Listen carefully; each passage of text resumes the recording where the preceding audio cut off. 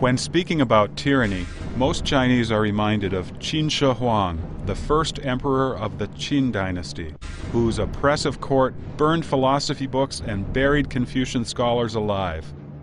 Qin Shi Huang's harsh treatment of his people came from his policy of supporting his rule with all of the resources under heaven. His policy had four main aspects: excessively heavy taxation, wasting human labor for projects designed to glorify him, brutal torture under harsh laws, punishing even the offender's family members and neighbors, and controlling people's minds by burning books and killing scholars.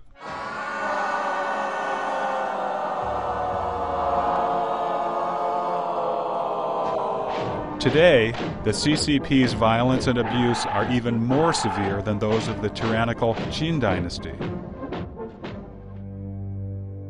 Mao Zedong, the first CCP leader of the People's Republic of China, put it bluntly, saying, "What can Emperor Qin Shi Huang brag about? He only killed 460 Confucian scholars, but we killed 46,000 intellectuals." There are people who accuse us of practicing dictatorship like Emperor Qin Shi Huang, and we admit it all. It fits the reality. It is a pity that they did not give us enough credit, so we need to add it ourselves.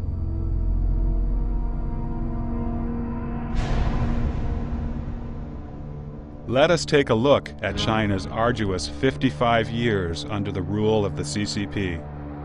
Let us examine how, after seizing power, the CCP utilized the state apparatus to carry out genocide of entire classes of society by using the principle of class struggle, and how the CCP has achieved its reign of terror by means of violent revolution. On October 1st, 1949, Mao Zedong declared, standing on the rostrum of Tiananmen, that the CCP had seized power through violent revolution. Having suffered several decades of war, the Chinese people celebrated at this moment, thinking that the Chinese nation would move to prosperity thereafter. Throughout history, there have been political groups that committed mass murder in bloody wars in order to acquire power. But after their gaining power, large-scale killings usually came to an end, and people could live a normal life of peace and stability.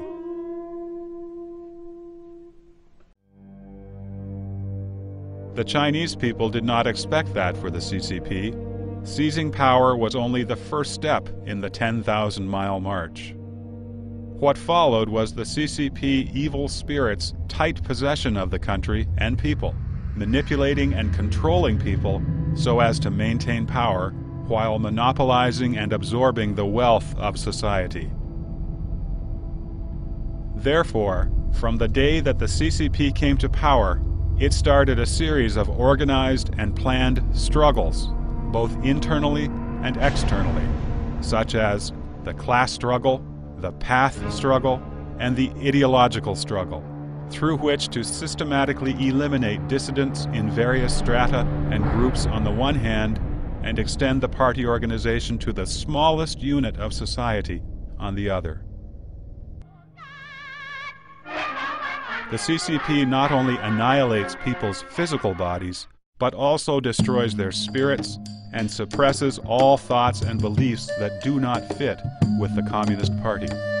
By forcing the people in the country to become obedient slaves of its tyrannical rule, the CCP attempts to reach its goal of absolute social control.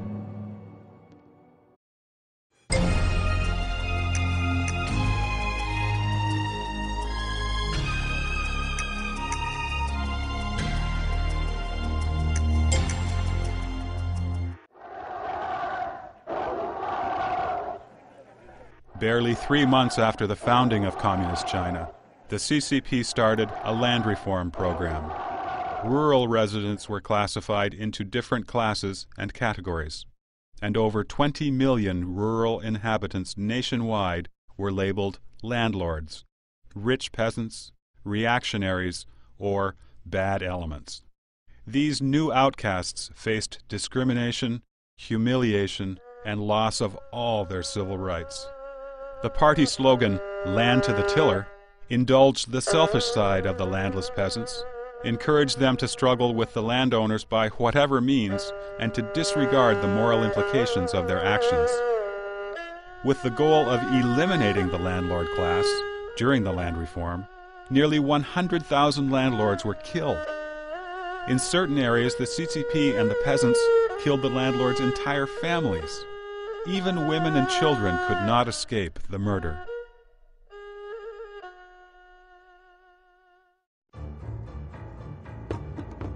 Meanwhile, as the land reform extended its reach to remote areas and regions of ethnic minorities, the CCP's organizations also expanded quickly, establishing party committees and branches in every township and village. These local branches worked to pass instructions from the CCP Central Committee and were at the front line of the class struggle.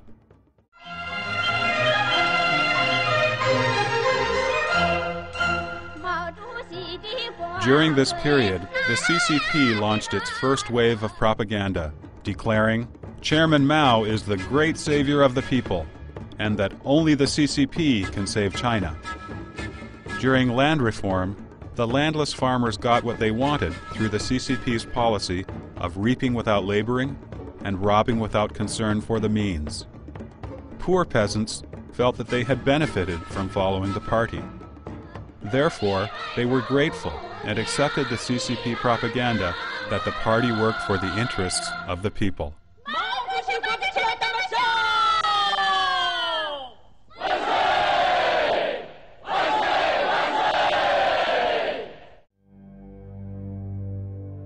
But the good days of land to the tiller were short-lived. In September of 1951, Mao Zedong proposed the first national meeting on cooperatives. Although field investigation showed that peasants did not have enthusiasm in forming cooperatives, the party branches at various levels of the government, including township, rural town, and village, still promoted the cooperatives as the party's political goal. They imposed a number of practices on the peasants, such as mutual aid groups, primary cooperatives, advanced cooperatives, and people's communes. Using the slogan of criticizing women with bound feet, meaning those who are slow-paced, the CCP drove and pushed, year after year, urging peasants to dash into socialism. 乡亲们，咱们芳草地这2年的风风雨雨，给大伙擦亮了眼睛。不搞互助合作，就是死路一条啊！咱们贫下中农要按照毛主席的指示组织起来，奔社会主义，这才是一条金光大道啊！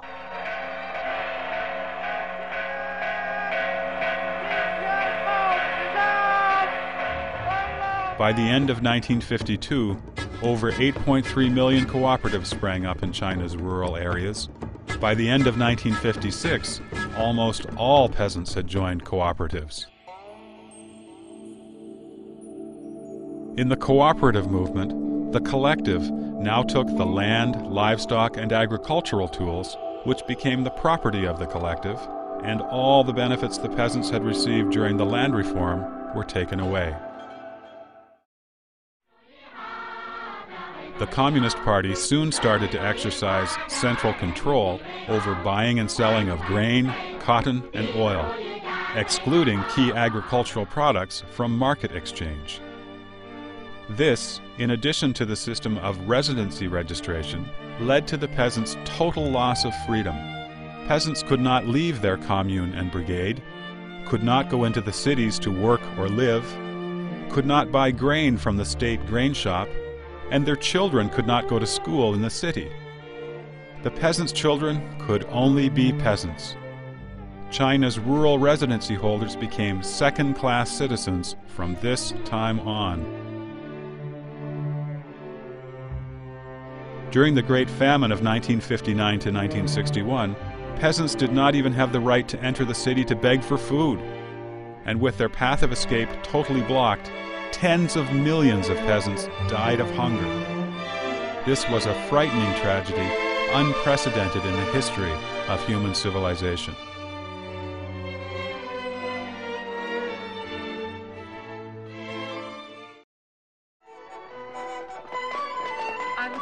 凤阳县根据自己的实际情况，实行大包干的农业生产责任。 In the recent era of economic reform, while a number of people have become rich, the 900 million peasants only have had their income increased slightly, and their social status improved somewhat in the initial 5 years after the household contract system replaced people's communes. Due to the CCP price structure that favored industrial commodities over agricultural goods, as well as the heavy tax burden, peasants soon plunged into poverty once again.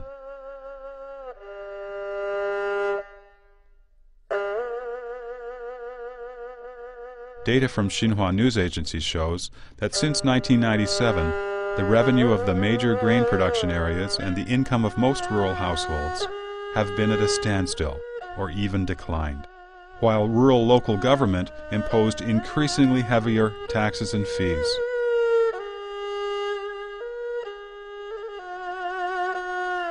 The income gap between the urban and rural population has drastically increased, and economic disparity continues to widen. Peasants who have entered the city as wage laborers receive the lowest pay and are deprived of any welfare benefits their urban counterparts enjoy.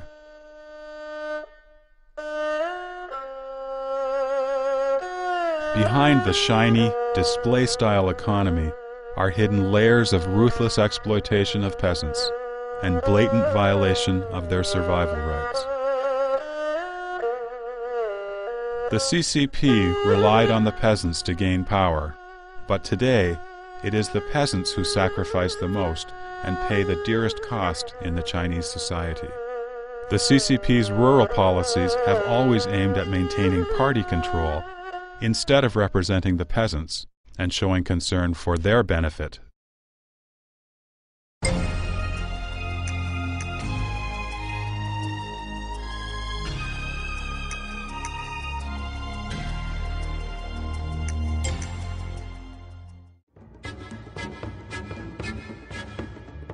During reforms in industry and commerce that started in the early 1950s, the CCP claimed that the capitalist class and the working class were different in nature. The former was the exploiting class, while the latter was the non-exploiting and anti-exploiting class. According to this logic, the capitalist class was born to exploit and would not stop doing so until it perished. It could only be eliminated, not reformed. Under such a premise, the CCP used both killing and brainwashing to transform capitalists and merchants. The CCP used the method of supporting the obedient and destroying those who disagreed. If you surrendered your assets to the state and supported the CCP, you were considered just a minor problem among the people. If you disagreed with or complained about the CCP's policy, you would be labeled a reactionary and become the target of the CCP's draconian dictatorship.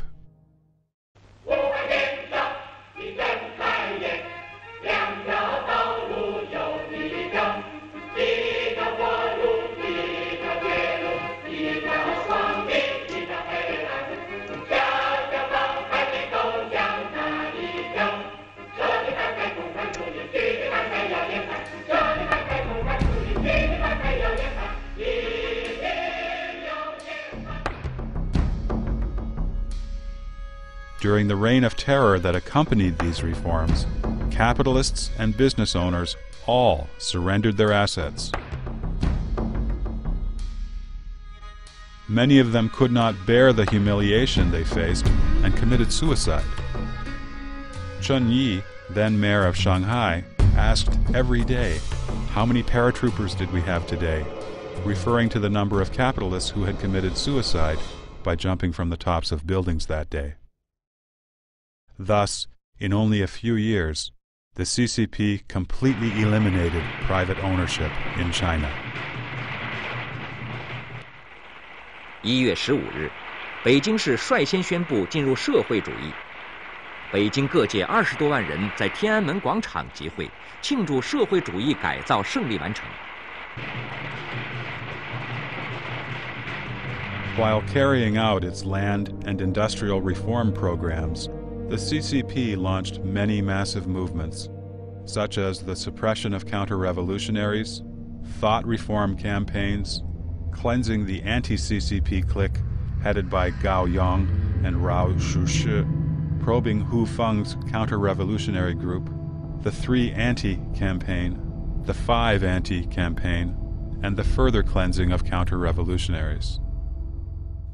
薄一波同志明确地指出了反贪污、反浪费、反官僚主义运动的性质、方针和政策。反贪污、反浪费、反官僚主义的斗争，本质上就是反对资产阶级腐化暴力思想的斗争。 The CCP used these movements to persecute countless innocent people. In every political movement, the CCP fully utilized its control of government resources in conjunction with the party's committees, branches, and sub-branches. 3 party members would form a small combat team, infiltrating all villages and neighborhoods. These combat teams were ubiquitous, leaving no stone unturned. This deeply entrenched party control network, inherited from the CCP's network of party branches installed within the army during the war years, has since played a key role in later political movements. 不久以前，这里还是一片废墟，现在几千工人在高空和地下日夜不停地工作着，他们的劳动和智慧迅速地改变着鞍钢的面貌。 Even the workers, named by the CCP as a class that leads all others, could not escape the fate of being fooled and deprived. While promising to protect them in illness, old age, and death, the CCP has maintained a system of low wage for workers. Old generation workers have hardly had any health insurance or savings for old age. After the Cultural Revolution, the CCP transferred the economic problems caused by its own policy mistakes onto the workers. In the name of economic reform, the CCP took away all welfare promises to the workers. After the CCP sold out state enterprises, one round after another, countless workers lost their jobs. As medical service became commercialized after the government relinquished its responsibility to society, workers dared not visit hospitals when they were ill. After old age care was dumped onto society, old workers who live on their meager retirement income barely have enough money to buy food. In this process of workers' deterioration, however, the CCP leaders at various levels have converted state property into their own. After the bloody transfer of private property to the public in the early years, now we have a similarly bloody transfer of public property into private hands. These 2 crimes, opposite in nature, have both been committed by the CCP in just 50 years.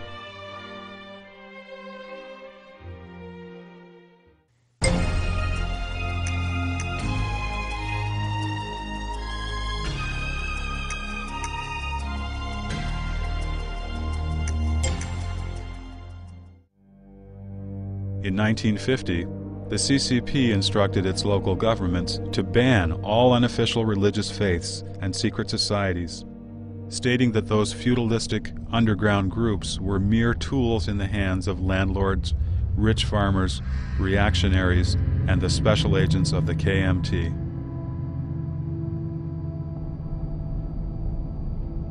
In the crackdown that extended to all townships and cities of China, the government dismissed Christian, Catholic, and Taoist and Buddhist organizations, labeling them superstitious. The CCP ordered all members of these churches, temples, and religious societies to register with government agencies and to repent for their involvement. Failure to do so would mean severe punishment.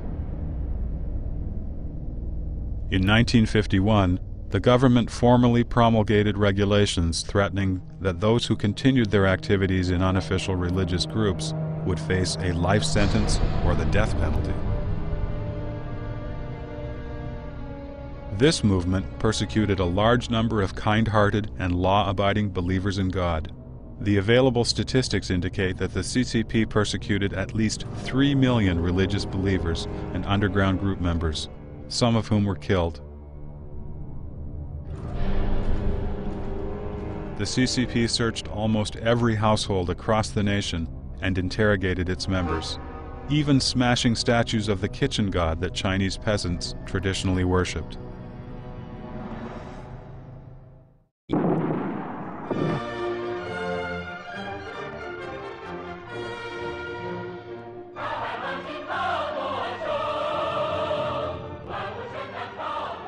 The executions reinforced the CCP message that communist ideology was the only legitimate ideology and the only legitimate faith.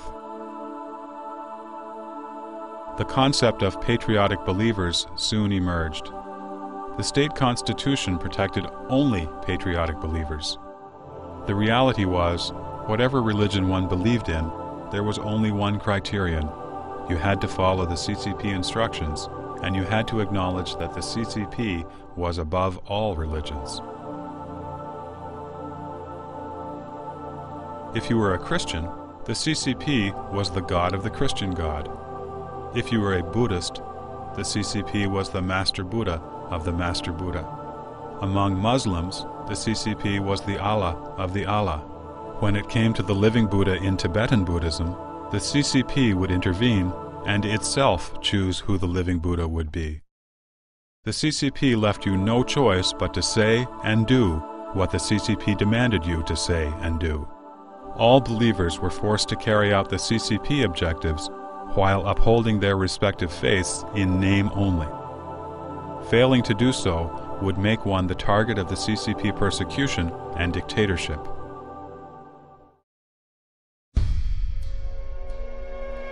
Over 20,000 Christians conducted a survey among 560,000 Christians in house churches in 207 cities in 22 provinces in China.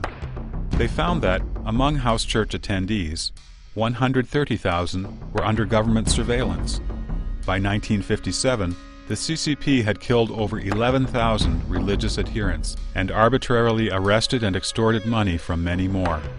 By eliminating the landlord class and the capitalist class, and by persecuting large numbers of God-worshipping and law-abiding people, the CCP cleared the way for communism to become the all-encompassing religion of China.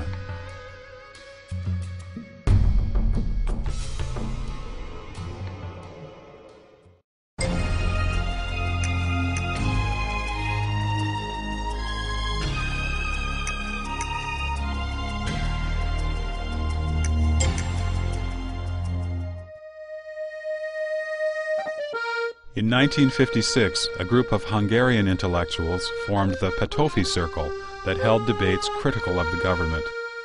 The group sparked a nationwide revolution in Hungary, which was crushed by Soviet soldiers. Mao Zedong took this Hungarian event as a lesson. In 1957, the CCP used the slogan, "Letting 100 flowers blossom and 100 schools of thought contend," and called upon Chinese intellectuals and other people to help the CCP rectify itself. Mao's purpose was to lure out the anti-party elements among the people. In his letter to provincial party chiefs in 1957, Mao Zedong revealed his intention of luring the snakes out of their holes by letting them air their views freely. The CCP encouraged people to speak up and promised no reprisals. The party would not grab pigtails, strike with sticks, issue hats, or settle accounts after the autumn, meaning the party would not find fault, make attacks, place labels, or seek to retaliate. Yet soon, the CCP initiated an anti-rightist movement, declaring 550,000 people as rightists.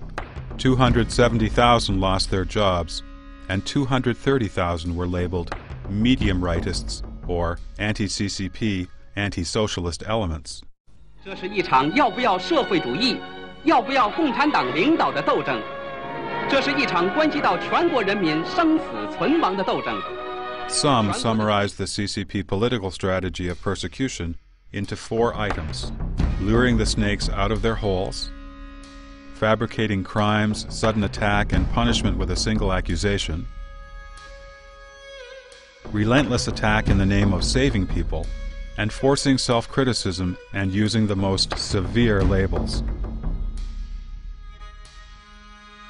What then were the reactionary speeches that had caused so many rightists and anti-communists to be exiled for nearly 30 years in far-flung corners of the nation? The three major reactionary theories, the targets of general and intensive assaults at the time, consisted of a few speeches by Luo Longzhi, Zhang Bozhen, and Chu Anping. Let us take a closer look at their opinions and suggestions.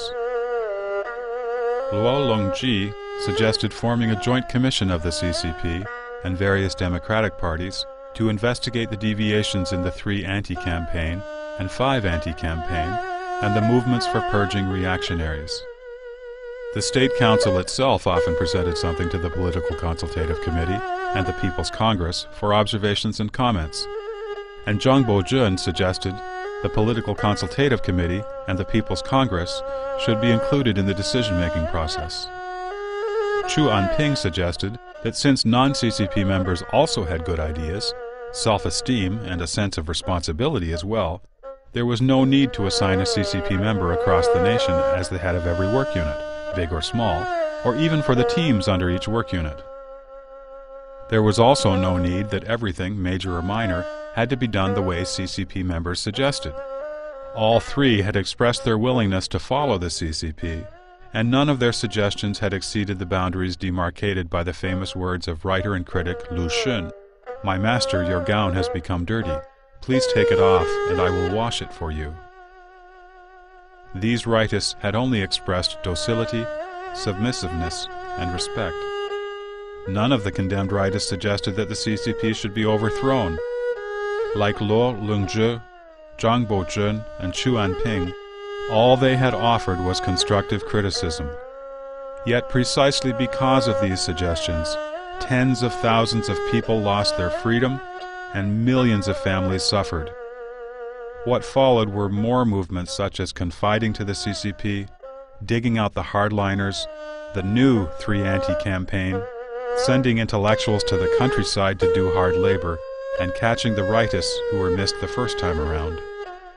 Whoever had a disagreement with the leader of the workplace, especially the party secretaries, would be labeled anti-CCP. The CCP would subject the light offenders to constant criticism and send heavy offenders to labor camps or relocate their families to rural areas. Their children were barred from going to college or joining the army.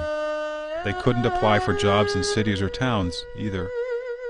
The families would lose their job security and public health benefits. They became lowly members of the peasant rank and outcasts even among second-class citizens. After the persecution of the intellectuals, some scholars developed a two-faced personality. They followed closely the Red Sun, that is, Mao, and became the CCP's court-appointed intellectuals, doing or saying whatever the CCP asked. Some others became aloof and fearful of speaking about political matters. Chinese intellectuals, who have traditionally had a strong sense of responsibility towards the nation, have been silenced, as if Xu Chu entered the Zhao camp.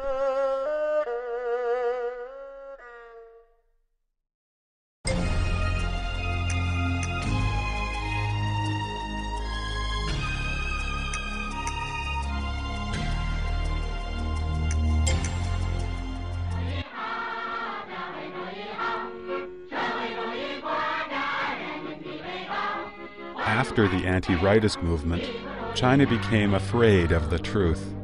Everyone joined in listening to false words, telling false tales, making up false stories, and avoiding and covering up the truth, using lies and rumors. The Great Leap Forward was a nationwide, collective exercise in lying. 广东连县金浦乡田北社放出中稻亩产6万多斤的大卫星，广西环江县又发出中稻亩产13万斤的卫星来。这下子，使一些观潮派也跟着喊出了：人有多大胆，地有多大产，今世庄稼汉，赛过活神仙。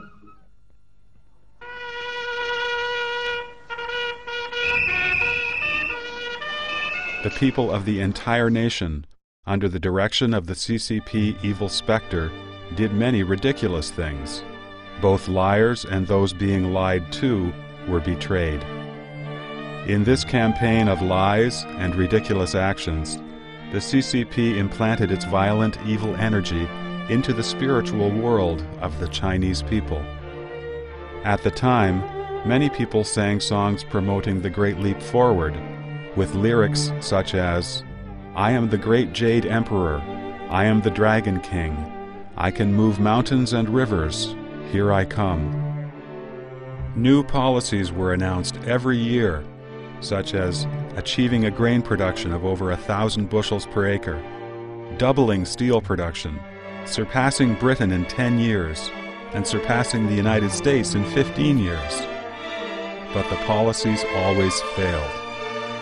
As a result, a grave famine swallowed China and left hunger, death, and destitution all over the land.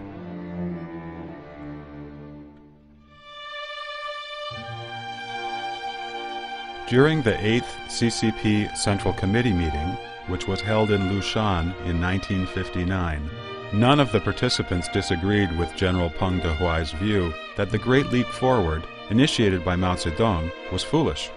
However, for delegates at the meeting, supporting Mao's policy or not marked the line between loyalty or betrayal. Expressed another way, it marked the line between life and death. In a story from Chinese history, when Zhao Gao claimed that a deer was a horse, he knew the difference between a deer and a horse, but he purposely called a deer a horse to control public opinion and expand his own power.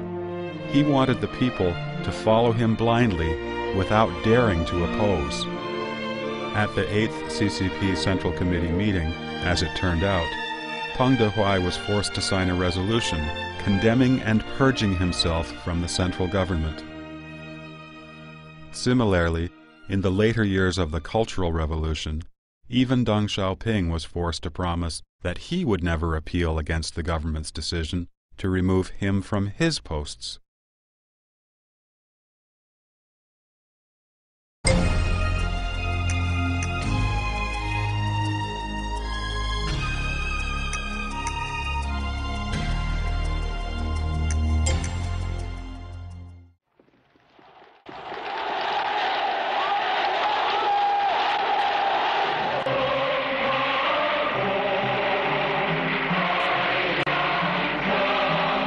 In 1966, a new wave of violence rolled onto the land of China, and an uncontrollable red terror spread like a monster dragon gone mad, or a wild horse broken from the rain, shaking the mountains and freezing the rivers.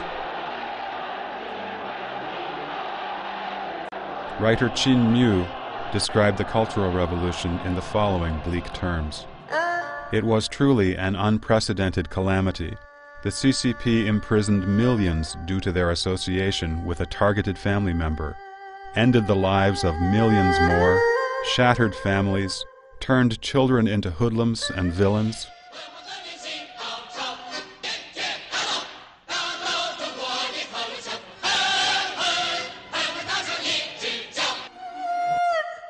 Burned books, tore down ancient buildings, and destroyed ancient intellectuals' grave sites, committing all kinds of crimes in the name of revolution.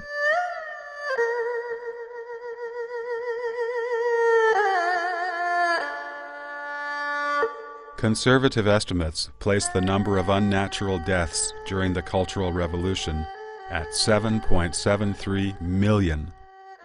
敬爱的毛主席，我们向您保证，我们一定要做无产阶级革命事业的红色接班人。我们要跟着您干一辈子革命，我们要把旧世界砸个稀巴烂，建设一个无产阶级的新世界。People often mistakenly think that the violence and slaughter during the Cultural Revolution happened mostly during the rebel movements, and that it was the Red Guards and rebels who committed the killing. However, thousands of officially published Chinese county annuals indicate that the peak of unnatural deaths during the Cultural Revolution was not in 1966 when the Red Guards controlled most of the government organizations. Or in 1967, when the rebels fought among different groups with weapons. But rather in 1968, when various levels of revolutionary committees were established, and Mao regained control over the entire country.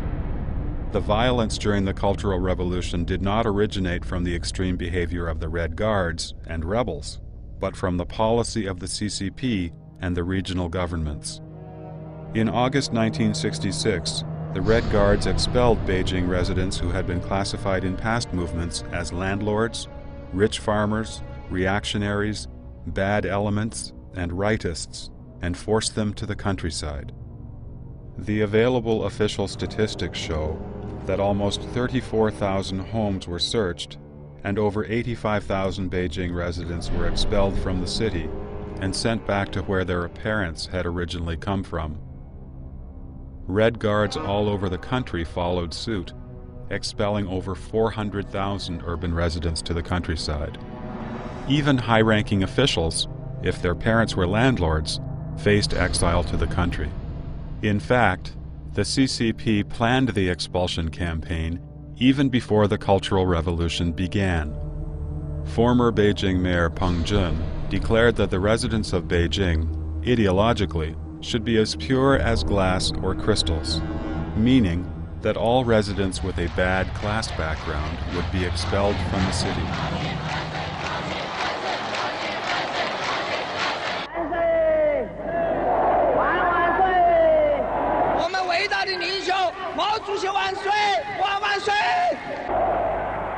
In May of 1966, Mao commanded his subordinates to protect the capital. A capital working team was set up, led by Ye Jianying, Yang Chongwu, and Xie Fuzhi.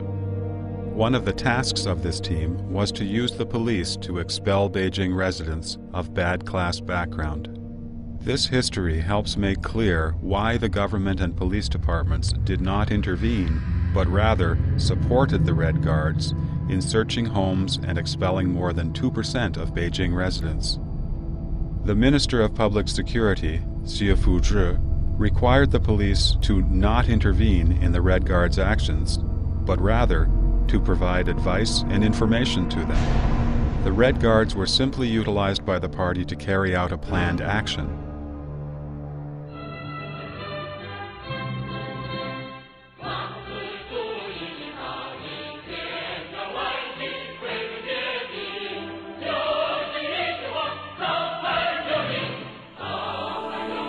And then, at the end of 1966, the Red Guards were abandoned by the CCP. Many were labeled counter-revolutionaries and imprisoned, and others were sent to the countryside along with other urban youth to reform their thoughts through hard labor. The Westtown Red Guard organization, which led the expulsion of city residents, was established under the so-called caring guidance of the CCP leaders. The order to incriminate the Red Guards was also issued after being revised by the Secretary General of the State Council. Following the removal of the Beijing residents of bad class background, the rural areas started another round of persecution of bad class elements. On August 26, 1966, a speech by Xie Fuzhi was passed down to the Daxing police force at their work meeting. Xie ordered the police to assist the Red Guards in searching the homes of the 5 black classes. The 5 black classes are landlords, rich peasants, reactionaries, so-called bad elements, and rightists. The police provided information and advice and helped the Red Guards in their raids. The infamous Daxing massacre occurred as a direct result of instructions from the police department. The organizers were the party secretary and the director of the police department, and the killers were mostly militiamen. They did not even spare the children. During the Cultural Revolution, many were admitted into the CCP for their so-called good behavior during such slaughters. Statistics from Guangxi province, for example, show the following. More than 9,000 were admitted to the party shortly after they had killed someone. More than 20,000 committed murder after being admitted to the party, and more than 19,000 other party members were involved in killing in one way or another. These figures from one province alone show that nearly 50,000 CCP members engaged in killing. During the Cultural Revolution, class theory was also to be applied to beatings. The theory held that the bad deserved it if they were beaten by the good. It was honorable also for a bad person to beat another bad person. It was a misunderstanding if a good person beat another good person. This and more of Mao's theories were spread widely in the rebel movements. Violence and slaughter were widespread, following the logic that the class enemies deserved any violence against them. From August 13th to October 7th, 1967, militiamen in Dao County of Hunan Province slaughtered members of the Shanjiang Wind and Thunder organization and those of the 5 black classes. The slaughter lasted 66 days and extended to 468 brigades in 36 people's communes across 10 districts, killing more than 4,500 people in over 2,700 households. In the entire prefecture, which consists of 10 counties, a total of 9,093 people were killed, of which 38% were of the 5 black classes and 44% were their children. The oldest person killed was 78 years old, and the youngest was only 10 days old. This is only one case of violence that occurred in just one small area during the Cultural Revolution. In Inner Mongolia, after the establishment of the Revolutionary Committee in early 1968, the cleansing of class rank and purge of the People's Revolutionary Party resulted in the deaths of more than 350,000 people. In 1968, tens of thousands of people in Guangxi Province participated in the mass slaughter of a public faction known as the 422 organization, killing more than 110,000. Those who were directly involved in ordering and carrying out the killing were mostly the military, police, armed militia, and key members of the party and the Communist Youth League. The purpose of the Cultural Revolution was to establish communism as the one and only religion dominating the entire country, controlling not just the state, but also every individual's mind.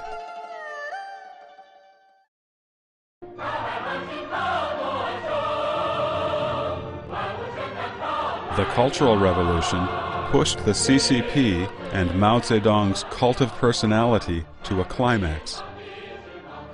Mao's theory was used to dictate everything, and one person's vision had to be embedded in tens of millions of people's minds. The Cultural Revolution, in a way unprecedented and never again to be matched, did not specify what could not be done. Instead, the party emphasized what could be done and how to do it. Anything outside this boundary could not be done or even considered. During the Cultural Revolution, everyone in the country carried out a religious-like ritual. They ask the party for instructions in the morning and report to the party in the evening. They salute Chairman Mao several times a day, wishing him boundless longevity. They repeat morning and evening political prayers every day. Nearly every person who can read has had the experience of having to write self-criticism and thought reports. Mao's quotations, such as the following, were frequently recited. "Fight ferociously against every passing thought of selfishness. Execute the party's command, whether or not you understand it. Even if you do not understand, carry it out anyway, and your understanding should deepen in the process of execution." Only one God was allowed to be worshipped, and that God was Mao. Only one kind of scriptures were allowed to be studied, Mao's teachings. Soon, The God-making process progressed to such a degree that the people could not even buy food in canteens if they did not first recite a quotation or offer a greeting to Mao. When shopping, riding the bus, or even making a phone call, one had to recite one of Mao's quotations, even if it was totally irrelevant. In these rituals of worship, people were either fanatical or cynical, and in either case, they had already come under the control of the communist evil specter. Producing lies, tolerating lies, and relying on lies became a part of daily life for Chinese people.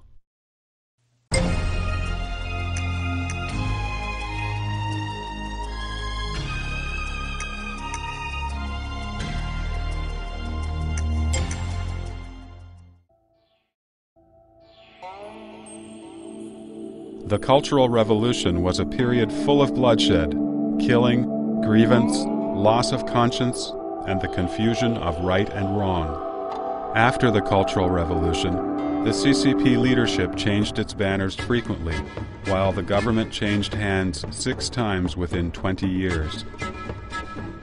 Private ownership has now returned to China. Disparities in the standards of living between the cities and the rural areas have widened. The area of China's landscape lying waste to desert has quickly expanded. River water has been drying up, and drug use and prostitution have increased. All of the crimes the CCP swore to fight are now permitted again. The CCP's political control continues to rely on the Communist Party philosophy of struggle and violence. The CCP's ruthless heart, devious nature, evil actions, and ability to bring ruin to the country has only increased. Under the CCP rule, the legal system, news reporting, education, and policy implementation have all become tools for the CCP to exercise violence and to deceive the people.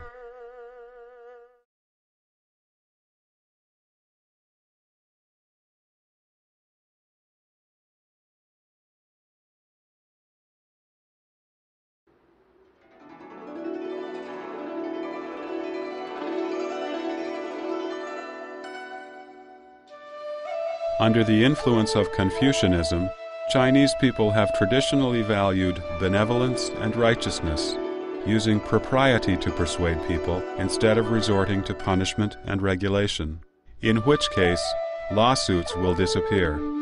To explain this, instead of building a perfect legal system, if we educate people with moral principles, people would be peaceful and nobody would need to engage in lawsuits. Of course, when people cannot reach high enough moral standards, laws must be made to suppress wrongful behavior and to maintain social order. The ancient Chinese saw laws as the lowest standards of moral maintenance, since criminal laws deal with people of no virtue rather than good people of moral adherence. Now that we have laws, all people should abide by them without deviation, regardless of whether they are officials or regular citizens. On the other hand, if, as the Chinese saying goes, officials can set a fire while commoners are not even allowed to light a candle, or in other words, if the officials themselves take the lead in breaking the law, then how can they continue to use the name of law to rule over the people?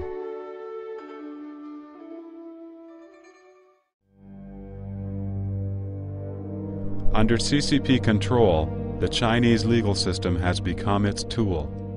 Those in power make the law, but break it themselves.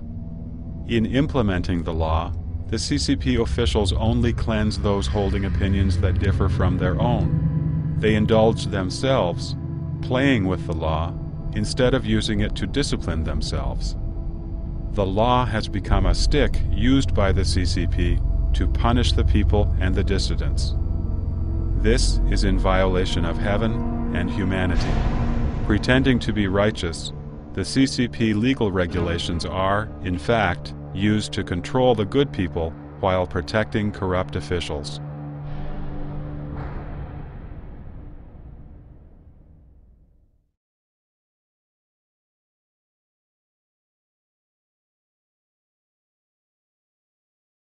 Lies and slander published in the newspapers and broadcast on television have greatly assisted the execution of the CCP's policies in all past political movements. The media instantly execute the party's commands. When the party wanted to start the anti-rightist movement, for example, media all over China reported the so-called crimes of the rightists. When the party wanted to set up the People's Communes, every newspaper in the nation immediately started to praise the superiority of People's Communes. When the party said the 1989 student protest was a riot, media all over China insisted that suppressing the protest with guns was the correct path. Within the first month of the persecution of Falun Gong, television and radio stations slandered Falun Gong repeatedly in their primetime broadcasting in order to brainwash the people. Since then, all media have repeatedly fabricated and spread lies about Falun Gong. This includes the effort to incite nationwide hatred against Falun Gong by reporting false news, blaming Falun Gong practitioners with murder and suicide. In the past 5 years, no mainland Chinese newspaper or TV station has reported the true situation about Falun Gong. Chinese people have become used to the false news reports. A senior reporter from Xinhua News Agency once said, "How could you trust a Xinhua report?" People have even described Chinese news agencies as the party's dog. A Chinese folk song about the media goes, "It is a dog raised by the party, guarding the party's gate. It bites anyone the party wants it to bite, and bites however many times the party wants it to."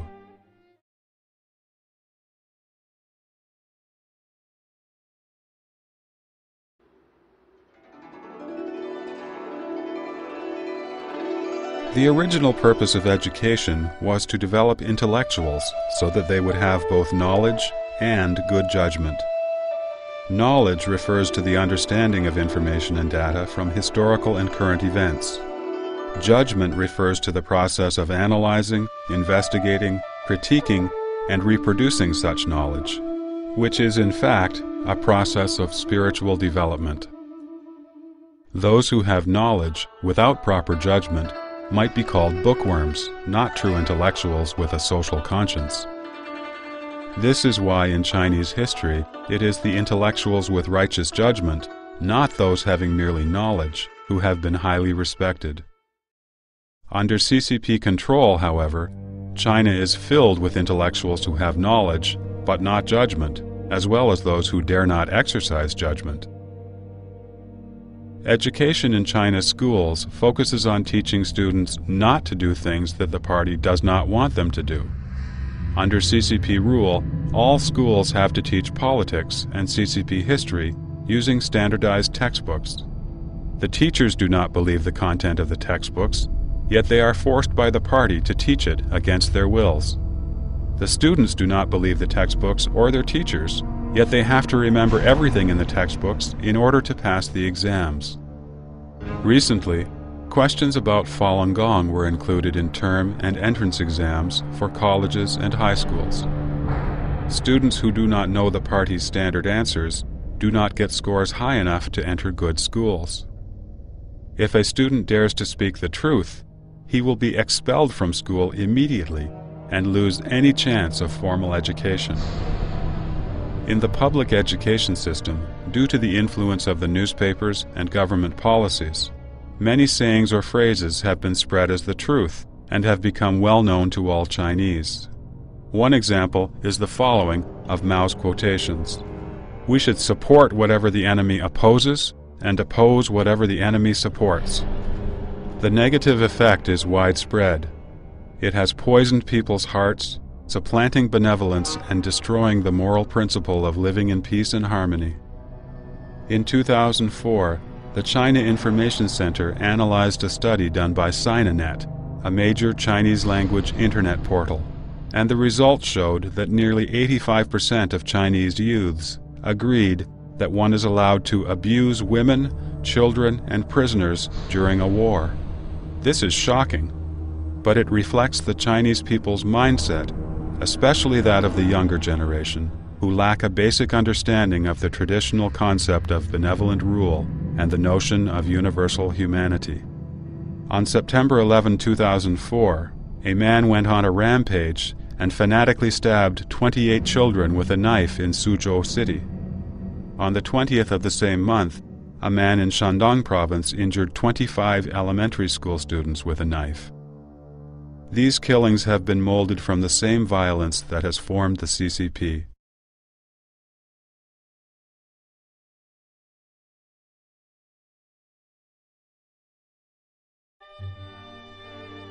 The CCP leaders have often used threats and coercion to ensure the implementation of their policies.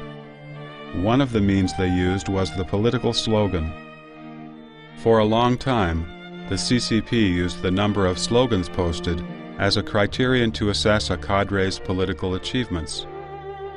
During the Cultural Revolution, Beijing became a sea of red posters overnight, with the slogan, "Down with the ruling capitalists in the party," everywhere. In the countryside, by accident, the rural cadres shortened the signs to read, "Down with the ruling party." To promote its forest law, the State Bureau of Forestry and all its stations and forest protection offices strictly ordered a standard number of slogans to be put out. Not reaching the quota would be treated as not accomplishing the task. In the administration of birth control, there have been even scarier slogans such as, "If one person violates the law, the whole village will be sterilized." Another, "Rather another tomb than another baby," or, "If she didn't have an abortion as she should, her house will be torn down. If she didn't have an abortion as she should, her cows and rice fields will be confiscated." There were more slogans that violate human rights and the Constitution, such as, "You will sleep in prison tomorrow if you don't pay your taxes today." A slogan is essentially a means to spread messages, but in a very direct and repetitive manner. Hence, the Chinese government uses slogans to promote its political intent, will, and propositions. Political slogans can also be viewed as the government speaking directly to the people. However, in the CCP's policy-promoting slogans, it is not hard for one to smell the air of violence and cruelty.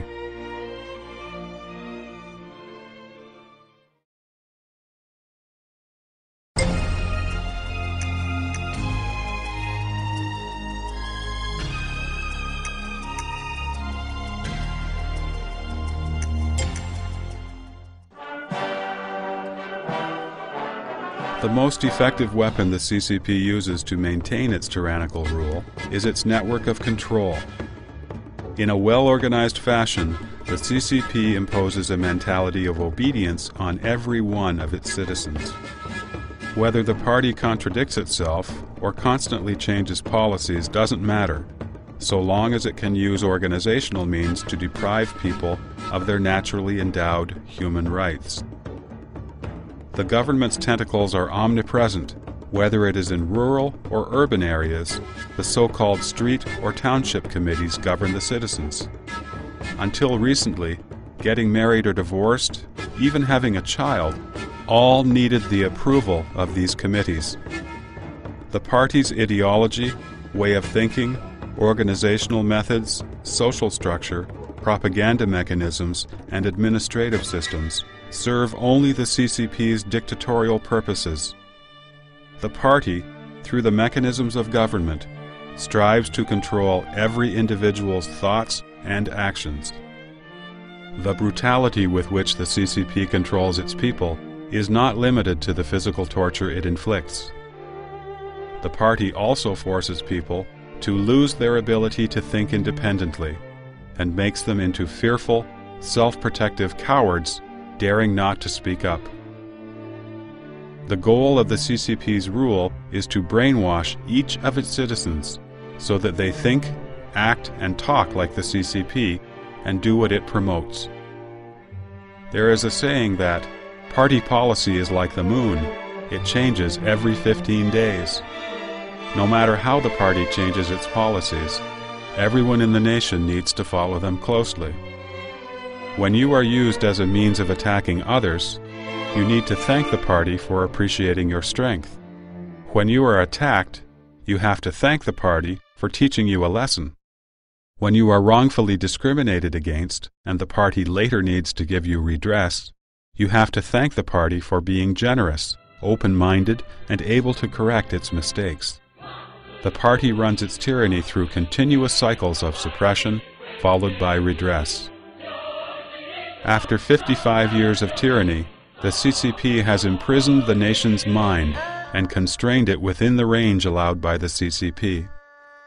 For someone to think outside this boundary is considered a crime. After repeated struggles, stupidity is praised as wisdom. Being a coward is the way to survive. In a modern society with the Internet as the mainstream of information exchange, the CCP even asks its people to exercise self-discipline and not read news from outside or log on to websites with keywords like human rights and democracy.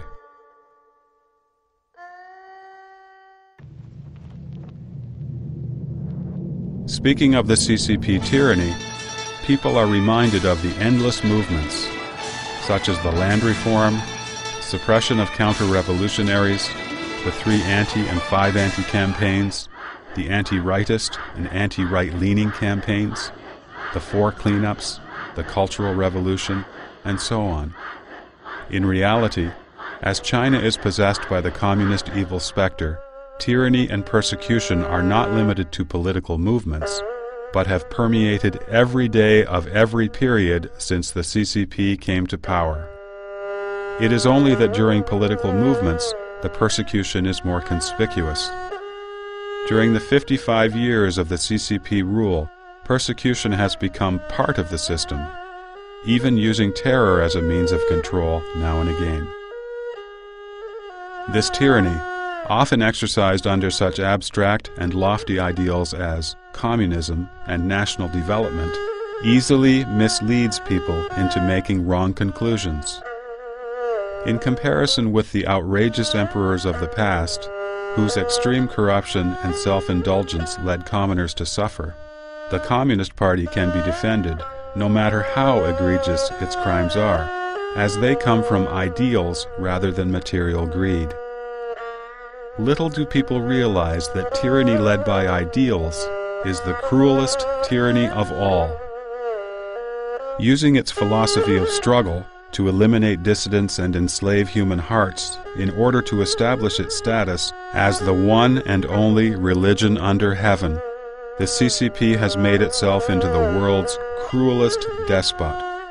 Understanding this, we can thoroughly recognize the CCP tyranny.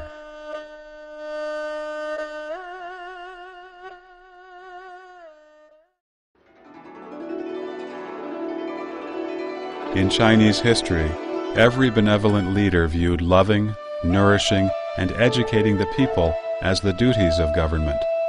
Human nature aspires to kindness, and the government's role is to bring about this innate human capacity. Mencius, who followed Confucius, said, "This is the way of the people. Those with constant means of support will have constant hearts, while those without constant means will not have constant hearts." Education without prosperity has been ineffective. The tyrannical leaders who have had no love for the people, but who have killed the innocent, have been despised by the Chinese people. In the 5,000 years of Chinese history, there have been many benevolent leaders, such as Emperor Yao and Emperor Shun in ancient times, Emperor Wen and Emperor Wu of the Zhou dynasty, Emperor Wen and Emperor Jing in the Han dynasty, Emperor Tang Taizong in the Tang dynasty, Emperor Kang Shi and Emperor Qianlong in the Qing dynasty. The prosperity enjoyed in these dynasties was all a result of the leaders practicing the heavenly Tao, following the doctrine of the mean, and striving for peace and stability. The characteristics of a kind leader are to make use of virtuous and capable people, to be open to different opinions, to promote justice and peace, and to give the people what they need. This way, citizens will obey the laws, maintain a sense of decorum, live happily, and work efficiently. Looking at world affairs, we often ask who determines whether a state will prosper or disappear, even though we know that the rise and fall of a nation has its reasons. With the Chinese culture's profound tradition and Chinese people's diligence and wisdom, we will surely see peace and prosperity returning to the Chinese land when China frees itself from the CCP's tyrannical control.